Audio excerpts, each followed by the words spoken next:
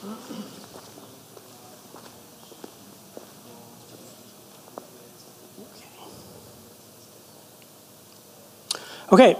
buonasera, welcome everybody. My name is Matteo Bitanti and I'm the coordinator of the Master of Arts in Game Design at IULM University in Milan, Italy.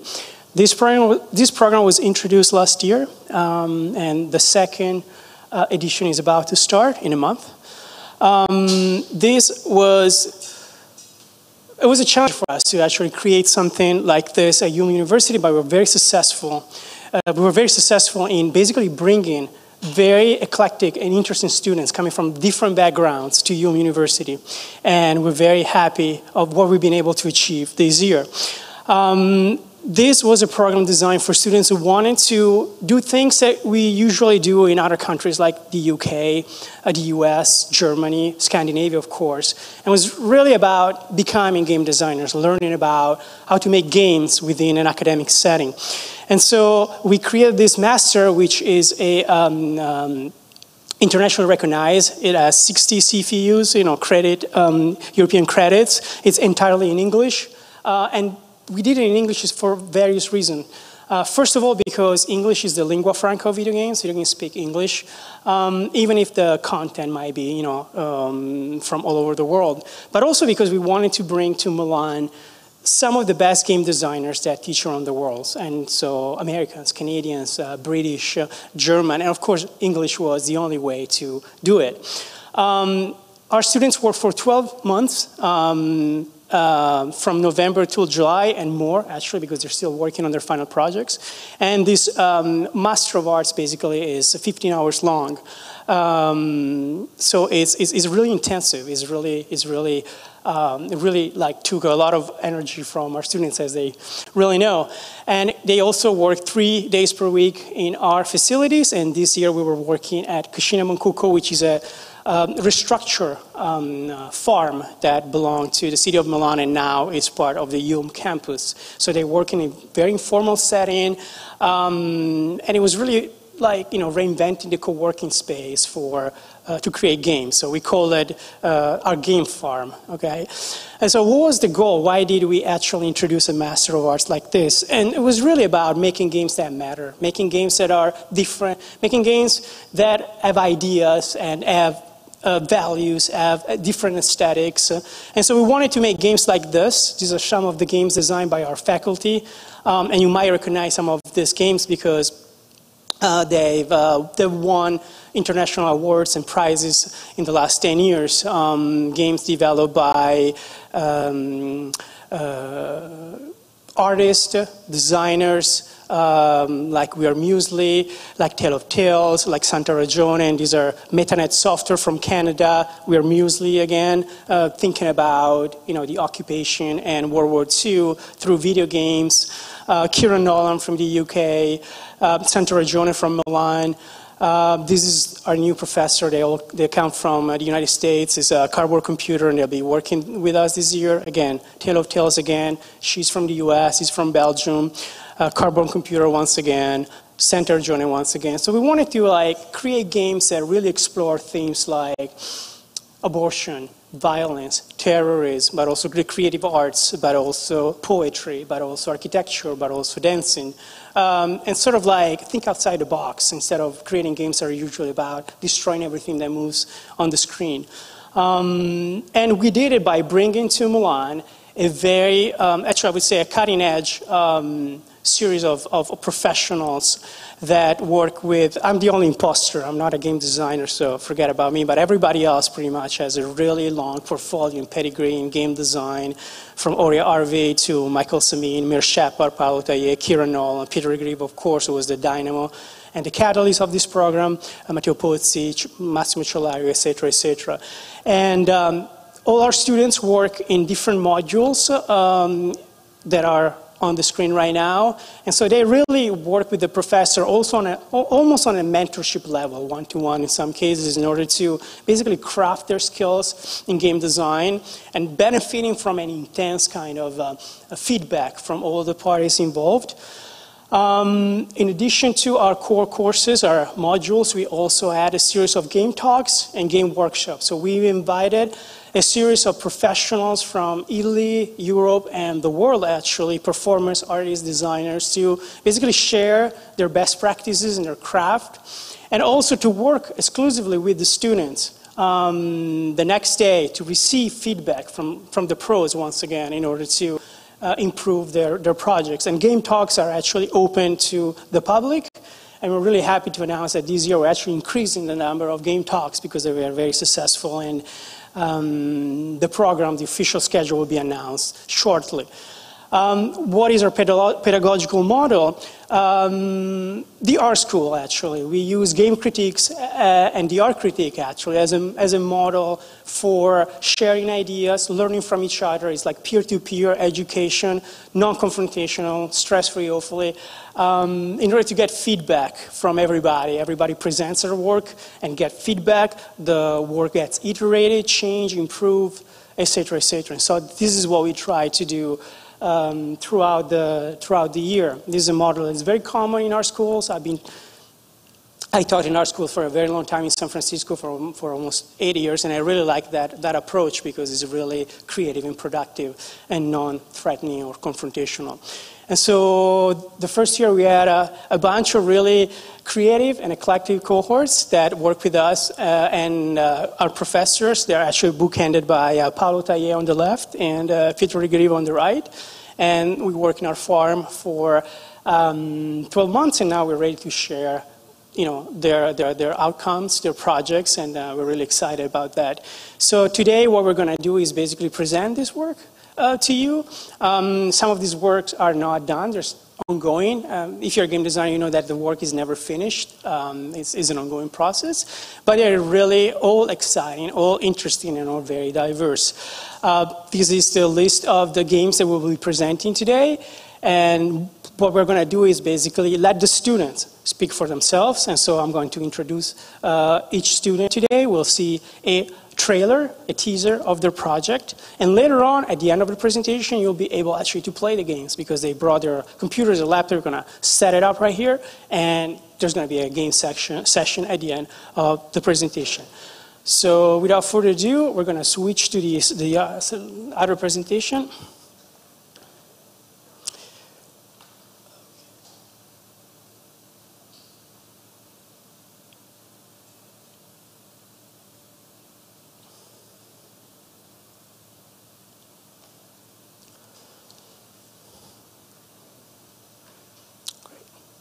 Okay. Yeah, I did.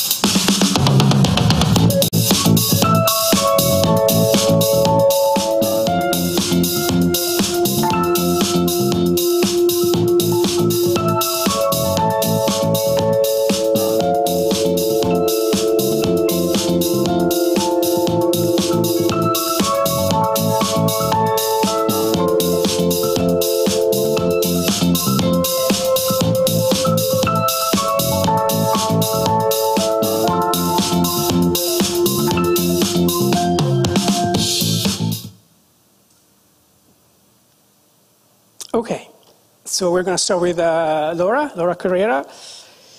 Laura Carrera received her BA, Bachelor of Arts in Sociology from the University of Milan and is currently focusing on Twitch and its growing community. She's working on several research projects that examine Amazon live streaming platform. She studied and practiced game design in order to get a better understanding of the video game development process and its culture. She lives and works in Milan.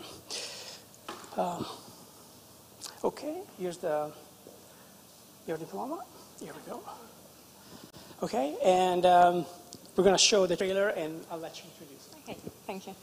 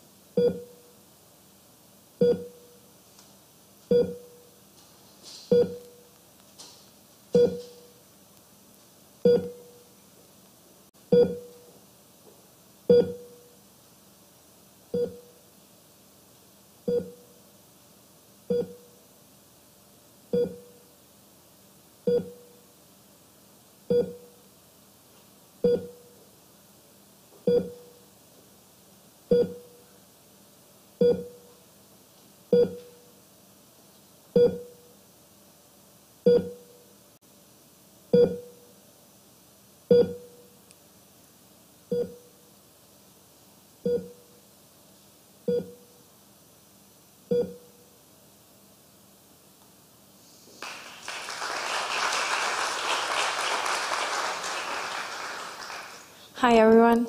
I'm sorry to start with a not such happy theme, but the game is based on a hospital and you are a patient who lies in coma after an accident. You start as a spirit who just wanders in this hospital and is not able to communicate with anyone in there. You discover that you can basically synchronize with other people that are in the hospital and you can feel their emotion, their feeling and what they're thinking. This is the main core of all the game. You have to discover and understand other people and try to just let them talk to you something. The main problematic is that the more time you spend with someone, the more lifetime you're going to suck to them. So you're basically letting them die. So you have to decide to play and know a lot of everybody and kill everyone, or just watch and try to know maybe a little of everyone. All the graphic was it's a 2D flat, because I decided to not put too much details on the screen to avoid to be distracted.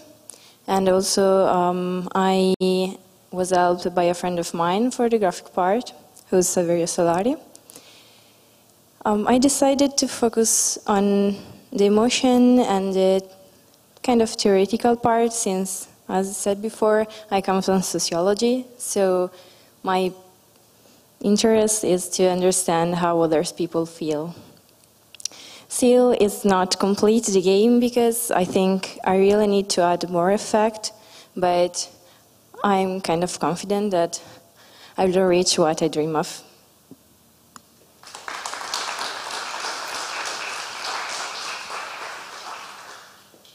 Yes, cambiamos. Okay, next is. Okay. Next is Gemma Fantacci, and Gemma is the curator of Hack the Cube, an exhibition platform that uses both the format and the problem-solving nature of the Rubik's Cube to reinvent the art gallery. Gemma received an MA in Arts, Markets, and Cultural Heritage from Union University, and later enrolled in the Master of Arts in Game Design at the same institution, combining her interest for art with new media, especially video games, machinima, and in-game photography. Gemma is a regular contributor to ATP Diary, an online magazine focusing on contemporary art. Gemma lives and works in Milan. Okay. This is yours. Okay. Okay. Let's see the trailer. Oh, yeah.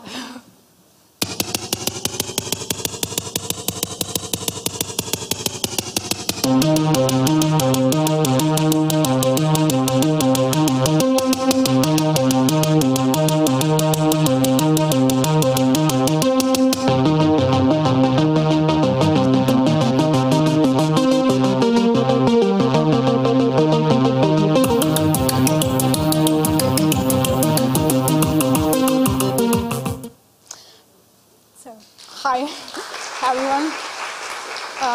Thank you. So during this year, I've worked on an exhibition platform that is called Hack the Cube, which aims is to basically subvert the idea of white cube, which is the traditional art gallery space and the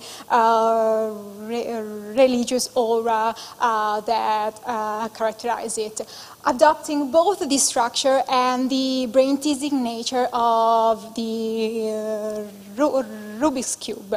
So basically, Hack the Cube is a space open to experimentation where different features from 3D objects to links, images, sounds, and videos, and interactive experiences combined together to create different interventions that each time revolve around a different topic. One of the most important things is the player interaction and the playfulness of the clicking impulse. In fact, this platform demands the player to manipulate the rows and columns that contradicting the cube, and to change the platform in many different ways according to the different interventions. The very first one was executed at the end of the master, while now I'm working on the next one, which is more complex, because instead of just adding like images like the previous one, just have also interactive experiences. So it's always a never-ending working process. And the platform is hosted on a website, so you can see it and you can play with the cube. So thank you.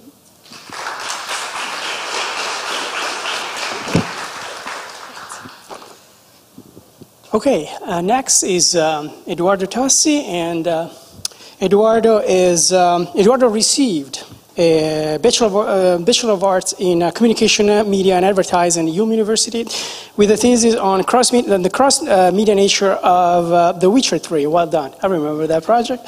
While pursuing a Master of Arts degree in game design at IULM University, developed True, which we're going to see in a second, a video game whose goal is to raise awareness about full sustainability in collaboration with Video Games Without Borders initiative. Eduardo lives and works in Milan. So we're going to see the trailer, and then it's your... Okay, thanks. Oh, sorry. This one first. Thanks.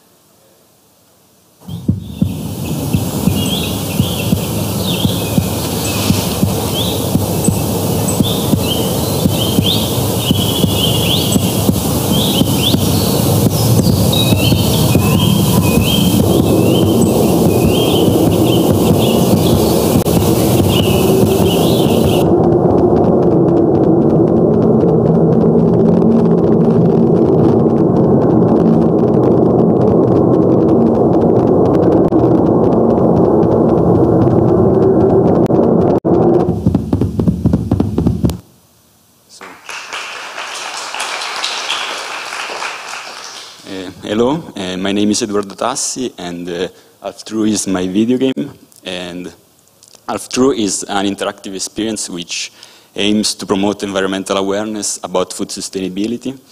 And this game focuses on particularly on the food industry. So and it focuses on the food industry and what are the effects of the meat and dairy industry on our environment. So True is presented like a virtual diorama where the player will have the chance to experience this diorama divided in two different sides. So progressing with the game, the player will have the chance to discover what's the differences between the food that we the food that we eat at the grocery stores and what we think is inside the food that we eat at the grocery stores, to what's instead it's the reality of things. And so instead how this food is really made, and what is that we are putting inside our body. And so finally I would like to say how this game is like, despite your opinion on this matter, if you agree or disagree with this problem, I think that we have the power to do something about it. And I think that this can be done by starting to make small but meaningful choices in our everyday life. So, thank you.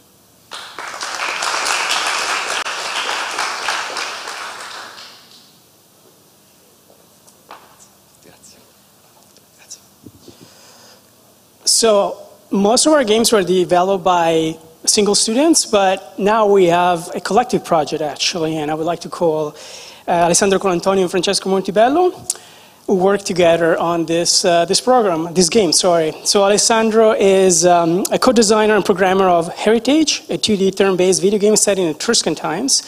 The game has been inspired by his passion for tabletop games and classical studies. Alessandro received a BA in communication from Sor Orsola Benincasa in Naples, Italy, and MA in digital communication from University of La Sapienza in Rome.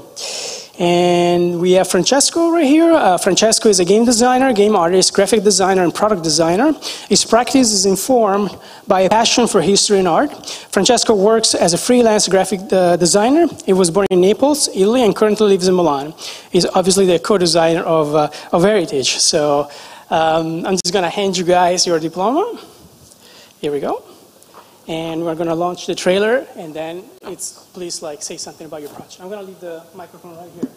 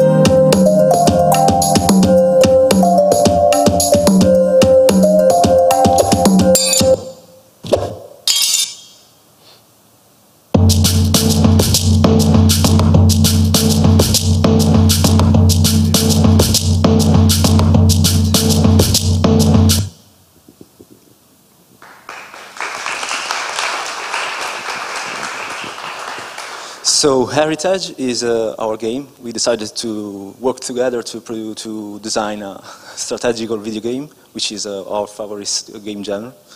And it is a tiny metaphor of how an ancient civilization could have faced their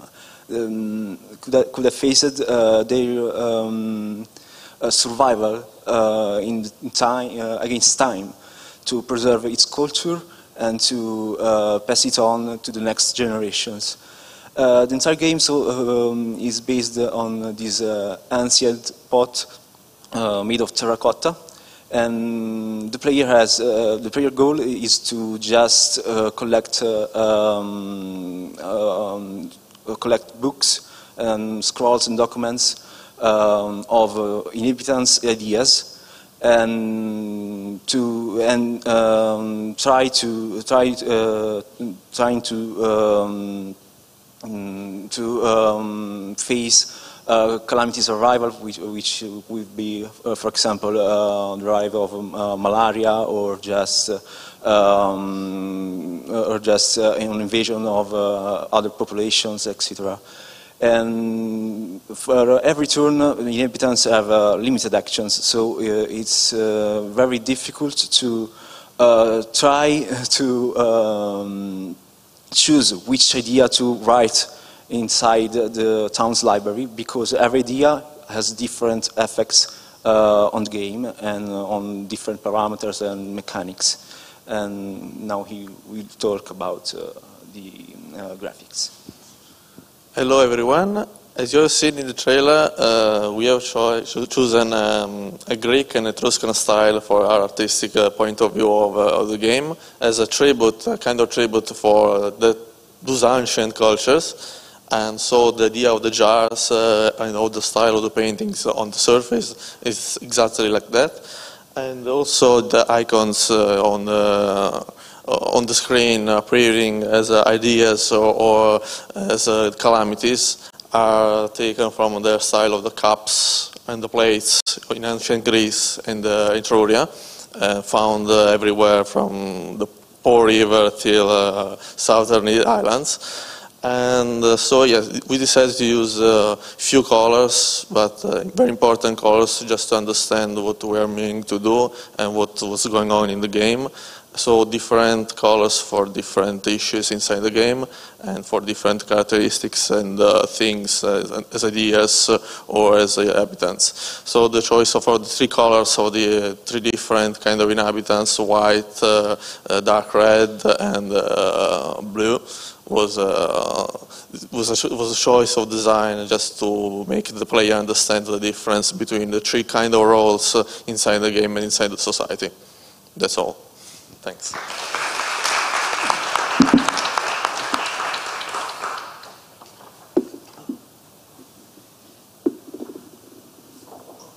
Great, thank you very much. And now I would like to call Andrea Luco Borlera. Andrea received his MA in Cinema, Television and Multimedia from the University of Roma Tre in Rome. He's the author of several experimental videos and avant-garde short films. He's currently finishing Horses, a narrative game inspired by silent surrealist films. So let's launch the trailer. And sorry, before I do... The cattle prowl and the coyotes howl out on that great divide. I never done no wrong, just singing a song as down the trail I ride. The rattlesnakes rattle at the prairie dogs. You hear that mournful tune. It's roundup time away out west when the cactus is in bloom. De-yodelay-oh, de-yodelay-oh, de-yodelay.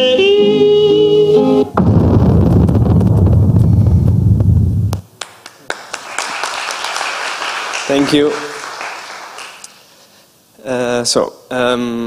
Horses is a narrative game project divided into 3 chapters. I don't like to use the term walking simulator, but basically that is the genre reference. And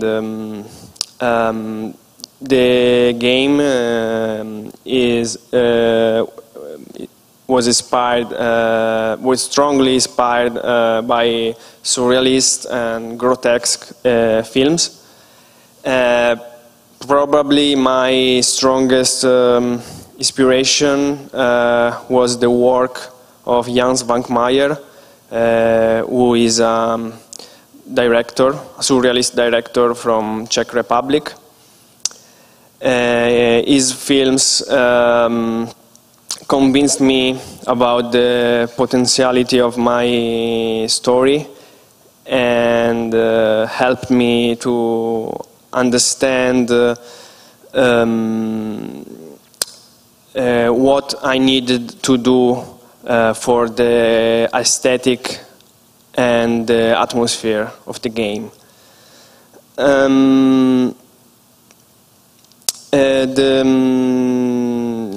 The story will be a kind of metaphor about the human condition in the society and the dualism between oppressor and oppressed.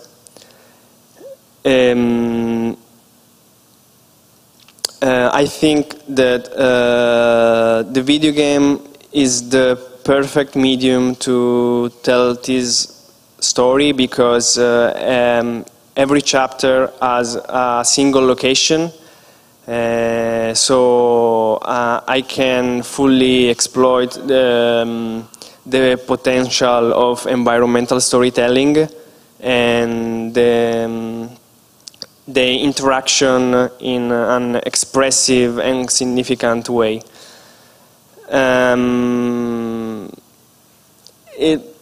It seems to me that usually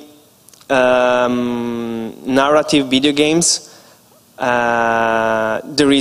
narrative video games there is a sort of specific range of story types, and my aim was to push the boundaries of that range and try to tell something different and with a connection with our life. And of course, the demo that I made is just a prologue for the moment. I've spent more or less 4 months to do that, and the most of the time I tried to figure out how to do things, but it's normal. And currently I'm going to continue the development of the game, and I hope that one day you could enjoy the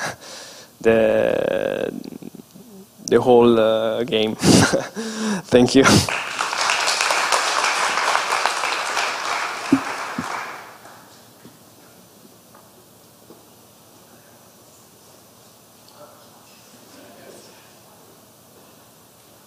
Okay, I would like to call now Stefano. Stefano Pedrocchi is the author of several VR applications for both PC and Android platforms.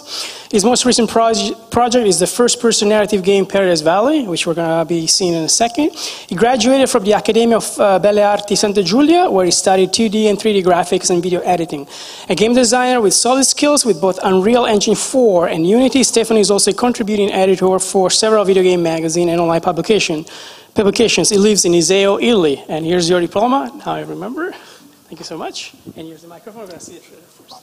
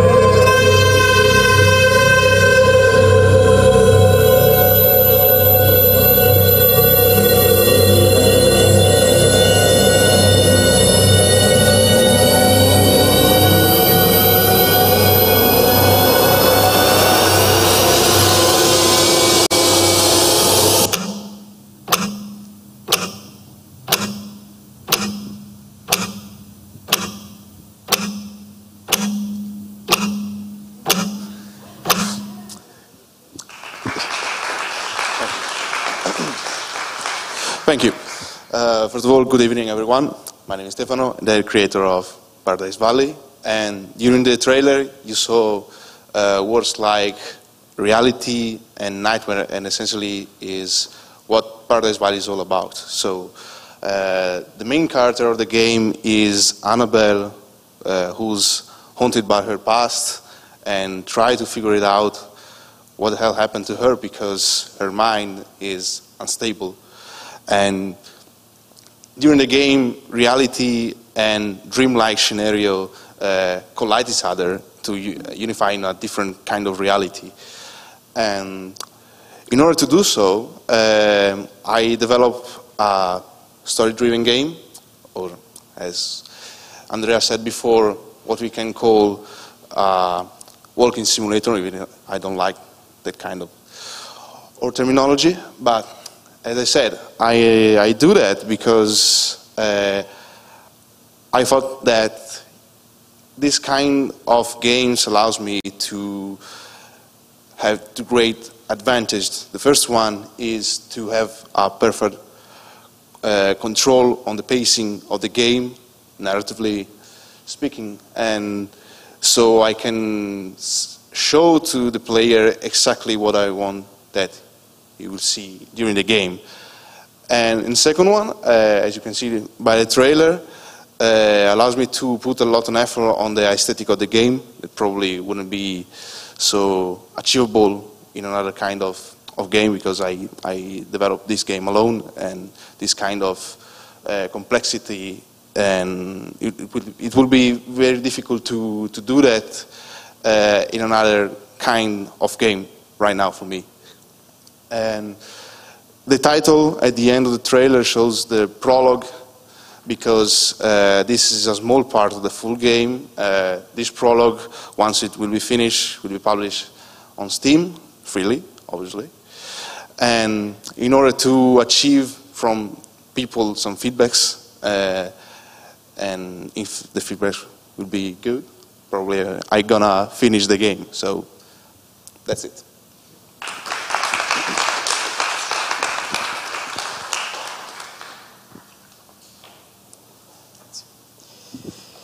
Okay. Oh, wow. So I would like to call Giacomo, who's right here. Great. Yeah. Okay. Okay, Giacomo Pettinato is an aspiring game designer. His dream is to work in the Italian video game industry and to make it grow, both in terms of quality and visibility. His projects are characterized by ironic experiments on consolidated game mechanics. He studied literature, art, and philosophy at the University of Catania and Bologna. His latest book is titled Video Games and Art for a Phenomenology of Video Game Styles, which should be published soon, right? Phenomenal. And he's currently enrolled in a game design program at the Digital Brass Academy here in Milan. So without further ado, here's your diploma. Congratulations. And we're going to launch the trailer.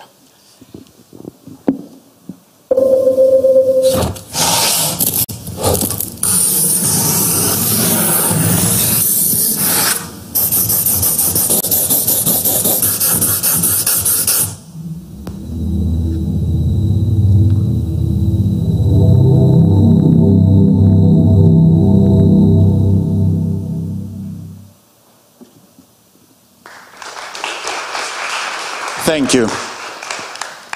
Hello, everyone. Okay, so you are probably wondering what Sketched Out is. Okay, I admit it is very hard for me to define Sketched Out. We could consider it as an explorative and tower defense game where you, a knight, lost in a blank pop-up book, you should explore and defend at the same time his kingdom using a very specific game mechanic, a drawing system. Indeed, you can create whatever you want simply by drawing it, like turrets, like palisades, barricades, stairs, bridges, whatever. But I don't like this kind of definition. I would prefer to consider Sketched Out as an experiment, or better, a bet. I'll explain why. Let's take a step back. We are used to consider a game designer as a creator, an author, who develop video games. And of course, the gamers are the player, the one who benefits from it. But very, very often, especially in indie games, honestly, game designer stands as a master of puppets who directs and controls the players in a very forced and constrained game world he created. I would ask you, how many times have we felt like a puppet while we play? I really hate this sensation. And so, during the whole year of master degrees, I asked myself a question: what a video game is, or what a video game is made for. In my opinion, video game should express the creativity of the player. This is my opinion. And not only the one of the author. And so I asked myself another question. What would happen if I gave the player a tool with one he can express his creativity with the utmost immediacy and freedom possible in a video game? And this is why I chose a drawing system. Because drawing is one of the first techniques we acquire, we learn when we are young. And this is the kind of technique we use when we are sad, when we are happy, when we want to make a sketch, for example. Indeed, this is one of the reasons of the title Sketched Out. But obviously, this kind of choice has a price, has its own risk. I have to give up some of my control as an author, because the game world I created is no longer mine, but the player also. And this is the bet. This is the bet of Sketched Out. and I hope you want to accept this challenge with me. I would be glad if you tried my prototype sketched out. Thank you.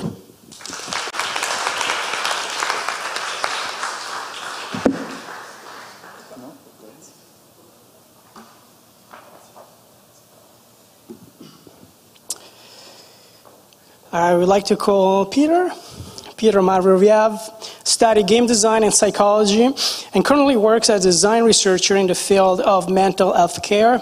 He integrates evidence-based design and immersive technologies to create playful interactions aimed at fostering emotional and psychological well-being. Co-founder of Bulgarian-based studio DreamTech, Peter is currently working on a second entrepreneurial project that will explore the application of transformative technology to the enhancement of self-knowledge. Wow, here's your diploma. Here we go. And let's launch the trailer.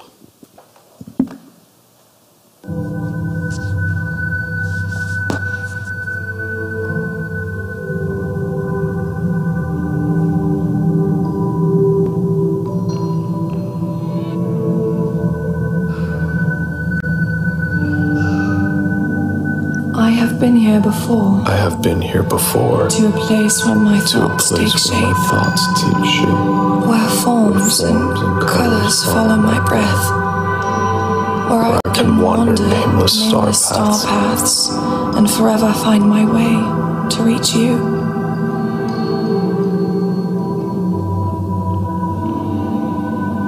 I've seen you shatter. And I've put the pieces back together countless times. Yet I'm still unwhole, fragmented. My thoughts are scattered like forgotten letters of the contrails of a drunken pilot.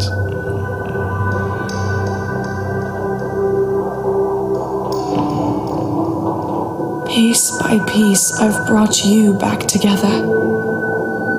A starry dynamo in the machinery of night.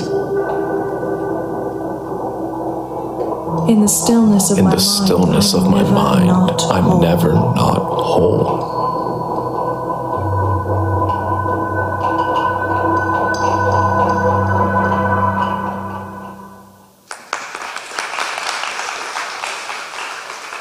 Thank you so much.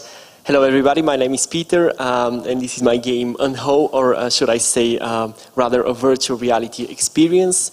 It is inspired by the narrative tradition as many of us have tried to explore during this master, by games such as Dear Esther or Edith Finch, but it has a couple of important differences in that it presents a narrative, but a narrative that is not so structured, but rather aims to offer a kind of a projective experience that is supported also by the abstract visual and auditory style. I'm working with a Milan-based composer who is doing ambience and kind of drone music and field recordings, as you have heard from the trailer.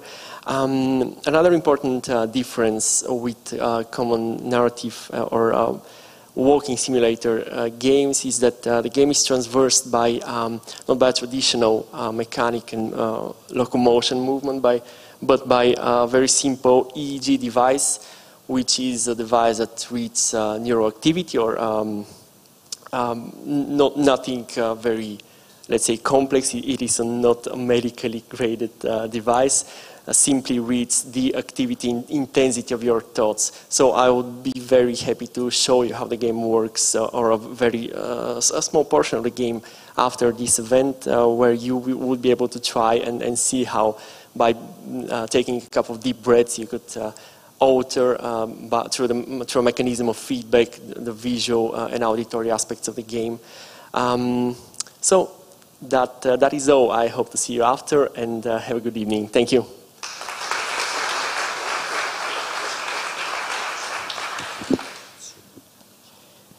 Okay, that was it. We've seen all the games, and now we're going to set up a set of stations so you guys can actually try out and play these games. And then after the presentation, we're going to have an informal gathering, an informal aperitivo in the room adjacent to this one. Before we go, I wanted to thank Professor Gianni Canova, who, when I was living in the United States, invited me back to Milan and said, what do you do in San Francisco? I was like, well, we teach games, we teach art. He's like, why don't we do that in Milan? I was like, well, it's going to be hard. He was like, well, let's try. And once again, he was right. 2 years later, here we are. And we did it. We made it. We made it also because IULM is an incredibly eclectic platform, and everybody in this university worked with us to make this happen, and especially the School of Communication. I would like to thank Federica, who is our tutor, and she's going to be our tutor once again, Sofia Di Bartolo, Roberto Razzetto, Alessio Scordo. They worked with us on every single step of the process, and without their work, we will never be where we are right now. I would like to thank all the technicians that help us to organize an incredible set of events. Marco Iovine, Piero Gullo, Lorenzo Mosna, who will also be teaching in the program this year. I would like to thank the School of IULM Communication, and especially Deborah Rigato and Alessia Bonetti, who help us to create these posters and talk about our program throughout, Italy and beyond. Last but not least, I'm really happy that Paolo Taie is here, and Paolo is the professor of Game Studio. He worked closely with all the students to make these games happen, and while he was teaching last year, he created a new game design project, probably the most important game design project of his life, and he's right here with us. It's called Francesco, and he's a little baby, so let's just give him a round of applause, and congratulations to you all. So, yes, this is it. So please stay with us. We're going to play some games, and then we're going to have an aperitivo in the adjacent room. And thank you all for coming. I'll see you guys around. Ciao.